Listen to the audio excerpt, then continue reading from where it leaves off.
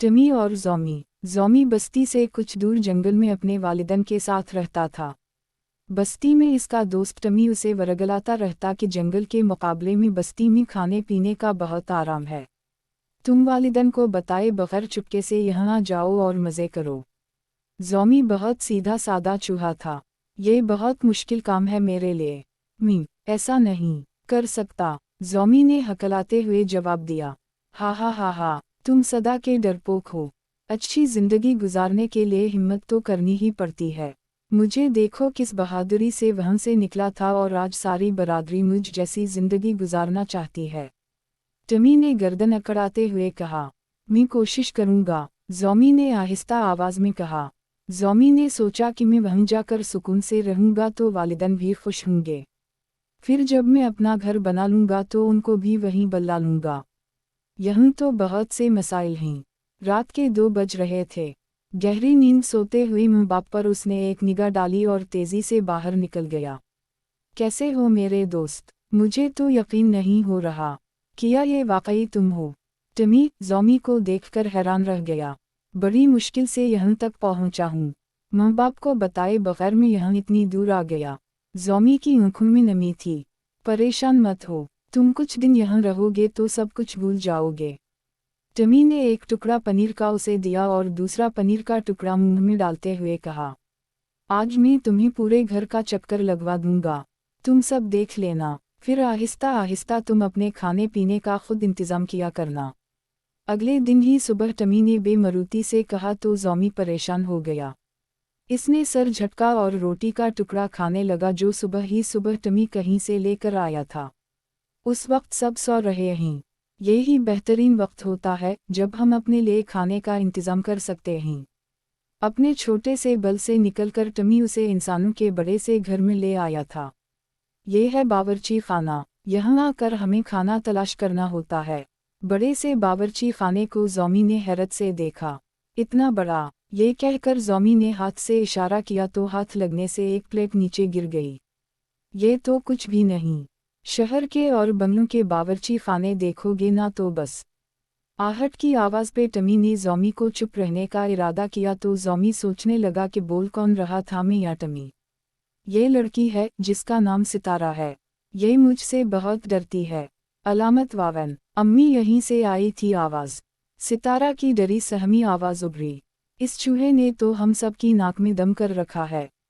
जंगल में तो हम मेहनत करके आज़ादी से अपना रिस्क तलाश करते हैं, इस तरह चोरी छपे नहीं। ज़ॉमी ने कहा। वो दोनों भागते हुए बल में पहुँचे।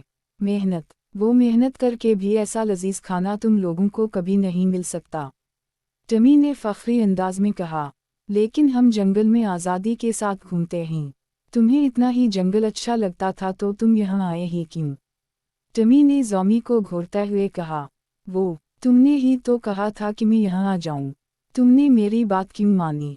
तुम इतने ही नेक हो तो अपने मम्मी डैडी को बताए बना यहाँ क्यों आए? दिख के मारे ज़ॉमी से कुछ कहा ना गया। वो टमी की बातों में आकर अपने मम्मी डैडी को छोड़कर यहाँ आया था। अब वो ही उसे ऐसा सुलूक कर रहा था। ये घर में इस काले गंदे चूहे की आखिरी शाम होगी। सितारा ने हाथ में पकड़ी हुई थैली को मजबूती से थामते हुए कहा। थैली में से पीले रंग की कोई किताबनुमा चीज़ निकालकर सितारा ने बावर्ची खाने का रुख किया और जगह तलाश करने लगी। सितारा ने किताबनुमा चीज़ खोलकर एक जगह रख दी। मैंने तुम्हें यहाँ बुलाकर बहुत बड़ी गलती की। तुम जैसे लोग उस खराब से जंगल में ही ठीक रहते हो। अब मैं खाना लेने जा रहा हूँ, टमी ने गुरूर से कहा और बूल से बाहर चला गया। 5 मिनट बाद ही टमी के चलाने की आवाज़ पे ज़ॉमी जल्दी से बावर्ची खाने की जानिब भागा। बचाओ, बचाओ मुझे, ज़ॉमी। किताबनुमा चीज़ पे टमी चिपका हुआ था। इसके हाथ और पैर जैसे जम गए थे। वो हिलने की कोशिश कर रहा था मगर हिल नहीं पा रहा था। ये किया है, टमी, कोशिश करो तुम, हिलने की कोशिश। ज़ॉमी की समझ में नहीं आ रहा था कि वो क्या करे और क्या कहे। इसी वक्त सितारा की खुशी से भरपूर आवाज़ उन दोनों के कानों से टकराई। अम्मी, हम कामयाब हो गए। एल्फी वाली किताब काम कर गई।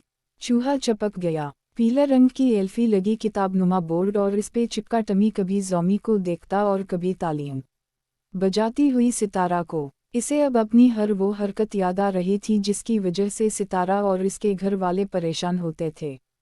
मुझे बचा लो ज़ॉमी, अल्तजाया नज़रों से टमी ने उसकी तरफ देखते हुए कहा। इससे पहले कि ज़ॉमी कोई जवाब देता, बिल्ली की आवाज़ ने उन दोनों को चौंका दिया। सितारा ने टमी को बोर्ड समेत उठाकर बिल्ली के आगे रख दिया। ज़ॉमी, मुझे माफ़ कर देना, जंगल लौट जाना और हमेशा वालिदन की बात मानना, क्योंकि उनसे ज़्यादा कोई तुम्हारा मुखलिस नहीं हो सकता। टमी ने रोते हुए कहा और अपनी आँखें बंद कर लीं। बिल्ली ने मुंह पे ज़बान फहराते हुए एक ही नवाले में टमी को खा लिया। ज़ॉमी आँख में आंसू ले अपने मम्मी डैडी से माफ़ी मांगने के लिए जल्दी से जंगल जाने के लिए घर से निकल पड़ा।